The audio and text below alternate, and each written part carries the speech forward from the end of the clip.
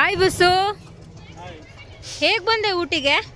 ಊಟಿಯಿಂದ ಎಲ್ಲರೂ ಅನ್ಕೊಳ್ಬೋದು ಇವಾಗ ತುಂಬ ಕಷ್ಟ ಅದು ಇದು ಮಾಡ್ಕೋಬೇಕು, ಬಟ್ ಇನ್ನೊಂದೇನು ಅಂದರೆ ಎಸ್ಪೆಷಲಿ ನೀವು ಊಟಿ ಮಾಡಲೇಬೇಕು. ಅದು ಈ ಚಿಲ್ಡ್ ವೆದರಲ್ಲಿ ಎಂಜಾಯ್ ಮಾಡ್ತಾ ಆರಾಮಾಗಿ ನೀವು ಊಟಿನ ಒಂದ್ಸಾರಿ ನೋಡ್ಬೋದು. ಈ ವೆದರ್ ಹೆಂಗಿದೆ ಅಂತ ಹೇಳಿದ್ರೆ ಲೈಟ್ ಆಗಿ ಮಳೆ ಬರ್ತಿದೆ, ಒಂಥರ ಸ್ಪ್ರಿಂಕಲ್ ತರ ಎಲ್ಲ ಮೂವ್ಮೆಂಟ್ ಇರುತ್ತೆ. ಮತ್ತೆ ನಿಮ್ಗೆ ಇನ್ನೊಂದೇನು ಅಂದ್ರೆ ಟಾಯ್ ಟ್ರೈನ್ ಅಂತಿದೆ, ಊಟಿಗೆ ಬಂದಾಗ ಇದನ್ನ ಮಿಸ್ ಮಾಡ್ಕೋಬೇಡಿ.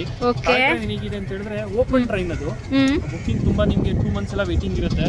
ಬಟ್ ನಿಮ್ ಲಕ್ ಚೆನ್ನಾಗಿದ್ರೆ ಅವತ್ತೇ ಸಿಗುತ್ತೆ, ಇದನ್ನ ಮಾತ್ರ ಮಿಸ್ ಮಾಡ್ಕೋಬೇಡಿ.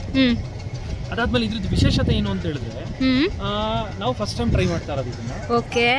ಉದಗಮಂಡಲಂ ಮೀನ್ಸ್ ಊಟಿನೇ ಉದಗಮಂಡಲಂ ಇರೋದು. ಅಲ್ಲಿಂದ ನಿಮ್ಗೆ ಕಣ್ಣೂರ್ ಇದೆ, ಮತ್ತೆ ಉದಂಪೇಟ್ ಅಂತ ಬರುತ್ತೆ, ಅಲ್ಲಿಗೆ ಹೋಗಿ ವಾಪಸ್ ಬರುತ್ತೆ ನಿಮ್ಗೆ.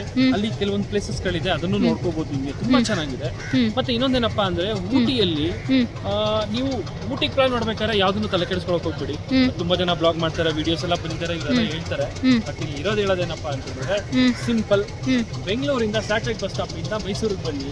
ಮೈಸೂರಿಂದ ನಿಮ್ಗೆ ಸೀದಾ ಬರೀ 172ರಿಂದ 200 ರೂಪಾಯಿ ನೀವು ಊಟಿಗೆ ಬರ್ತೀರಾ. ಒಂದು 5 to 6 hour ಜರ್ನಿ ಇದೆ. ಗಾಡ್ ಸೆಕ್ಷನ್ ತುಂಬಾ ಇದೆ. ವಾಮಿಟ್ ಮಾಡೋರು ಅಂದ್ರೆ ಟ್ಯಾಬ್ಲೆಟ್ ಇಟ್ಕೊಂಡ್ ಬನ್ನಿ, ಇಲ್ಲಾಂದ್ರೆ ಸೇಫ್ಟಿ ಆಗಿ ಏನಾದ್ರು ಬನ್ನಿ.